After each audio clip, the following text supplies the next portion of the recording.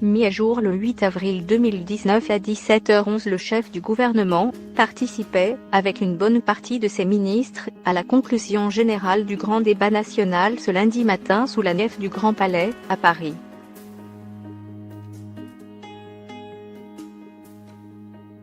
Est l'occasion pour Édouard Philippe de prendre la parole devant un parterre de citoyens, de représentants des associations et de partenaires sociaux, de maires et de directeurs des administrations.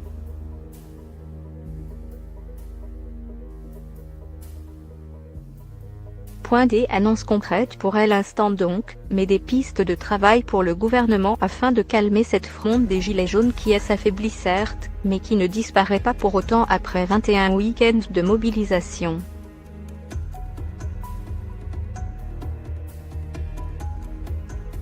Le Premier ministre, dans une logique de clarté apportée à un grand débat qui en manque parfois cruellement, a distingué 4 axes: une immense exaspération fiscale, une exigence de fraternité, de proximité, de lien quotidien, une exigence démocratique et une exigence climatique.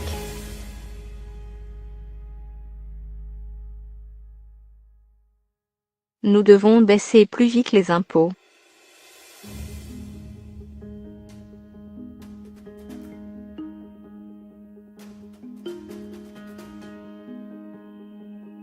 Nous devons baisser plus vite les impôts, a-t-il notamment lancé en référence à l'exaspération fiscale.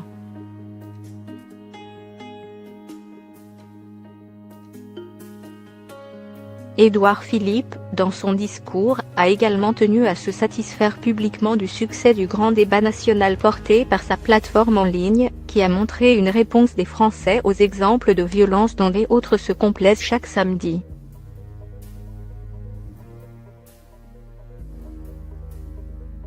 Selon les décomptes officiels, plus de 1,5 million de personnes ont participé à ce grand débat, 10 000 réunions locales ont été organisées et 16 000 cahiers de doléances ont été remis aux autorités.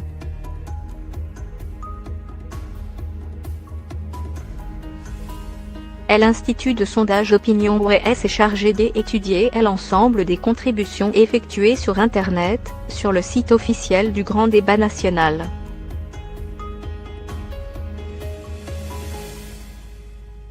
La synthèse a été consultée par France Info, partenaire de l'Institut, qui rend compte des principales conclusions.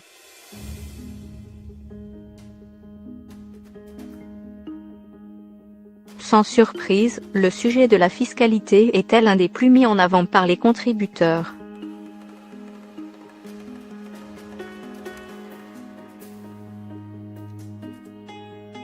« 34,7% des participants au grand débat en ligne souhaitent que l'impôt sur le revenu soit payé partout, 28,2% souhaitent un système fiscal plus simple, 27,8% réclament des impôts plus élevés pour les plus aisés, 11,8% veulent la suppression des niches fiscales.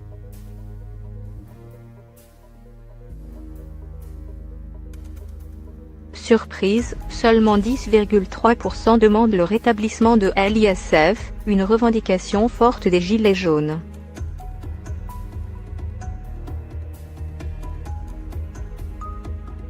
Par ailleurs, pour réduire les dépenses publiques et financer la redistribution sociale, 52% des contributeurs sont favorables à l'instauration de contreparties aux différentes allocations de solidarité.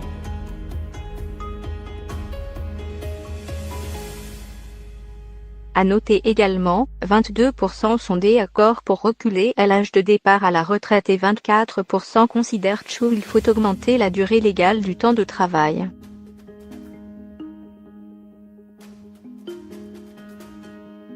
Moins d'impôts mais aussi moins de parlementaires.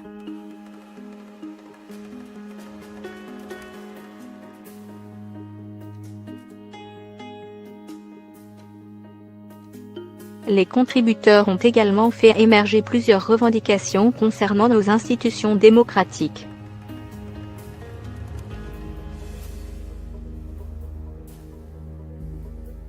« 57% souhaitent que le vote devienne obligatoire, 69% demandent aussi que le vote blanc soit réellement pris en compte.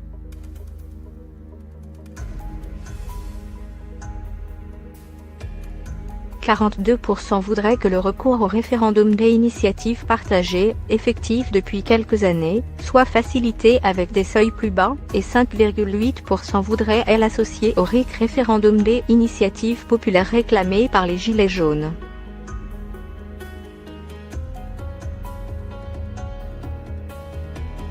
Par ailleurs, 86% des contributeurs demandent une réduction du nombre de parlementaires, 42,2% sont favorables à l'introduction de la proportionnelle aux élections législatives.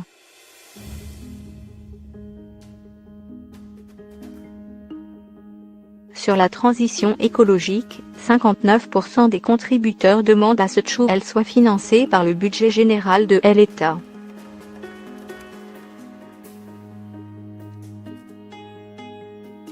« 32% estiment ne pas pouvoir se passer de leur voiture, 55% considèrent que l'augmentation des taxes sur le diesel et l'essence n'est pas une solution.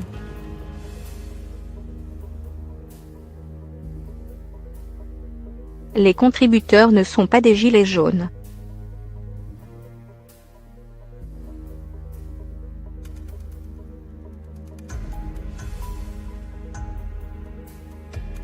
Les différents comptes rendus à effectuer doivent donner lieu à des annonces, attendues fin avril, et présentées directement par Emmanuel Macron.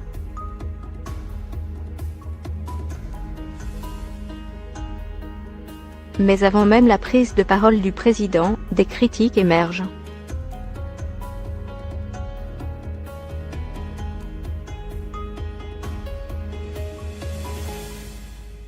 D'abord parce que le dispositif initié par le gouvernement pour répondre à la crise des Gilets jaunes n'a pas vraiment convaincu les manifestants du samedi.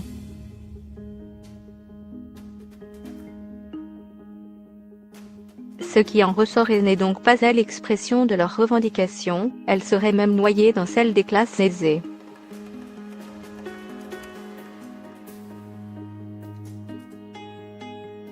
L'Observatoire des débats, un organisme indépendant, a déjà dressé le profil sociologique des participants, notamment grâce à leur réseau de 100 observateurs, qui ont assisté à 300 réunions publiques.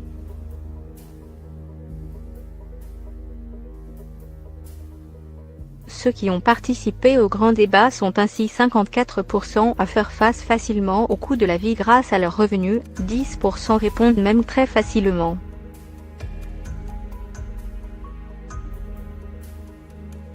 Un public distinct de la population mobilisée au rond-point, indiquait l'Observatoire des débats au Monde.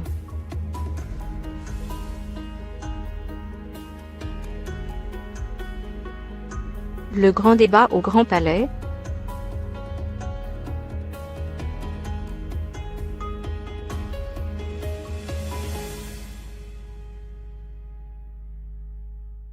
Ce lundi 8 avril 2019, Édouard Philippe annonçait, sous la nef du Grand Palais à Paris, les conclusions faites par le gouvernement du Grand Débat national.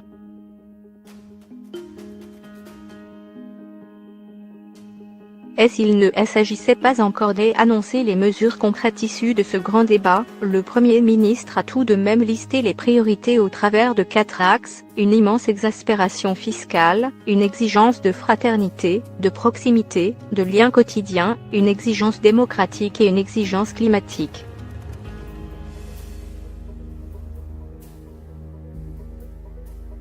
Édouard Philippe a détaillé certains de ces axes au Grand Palais.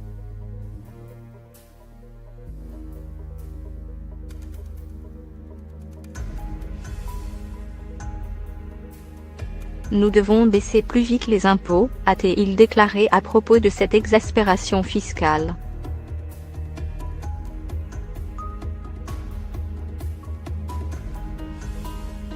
À demi-mot, le chef du gouvernement a fait son mea culpa sur la mesure, qu'il a lui-même portée, réduisant la vitesse sur les routes secondaires à 80 km/h.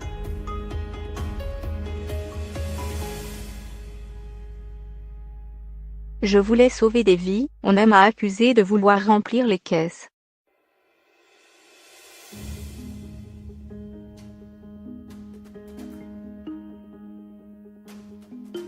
Je dois apprendre à composer avec l'incompréhension ou le rejet de certains de nos concitoyens, a-t-il concédé.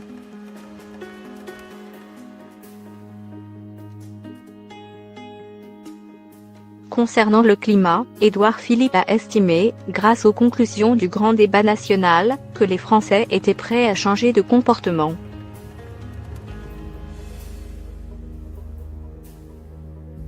Les Français, à la différence de nombreux autres peuples, ne sont pas climato-sceptiques, mais ils ne veulent plus que des taxes leur disent quoi faire.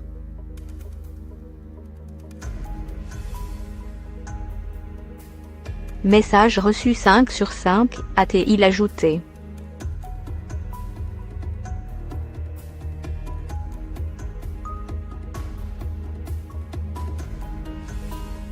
Grand débat, les mesures seront annoncées par Macron.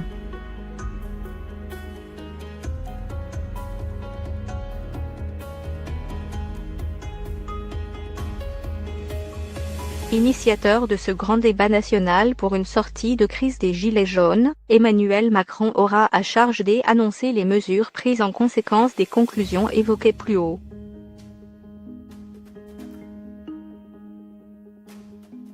Des annonces prévues au plus tôt pour la mi-avril et qui pourraient s'étaler jusqu'à l'été.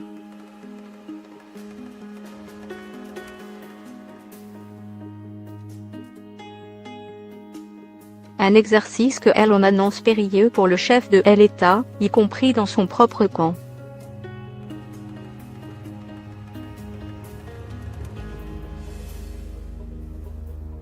Richard Ferrand, macroniste de la première heure et président de l'Assemblée nationale, craignait récemment que toute réponse apportée par l'exécutif et le législatif soit par avance jugée insuffisante.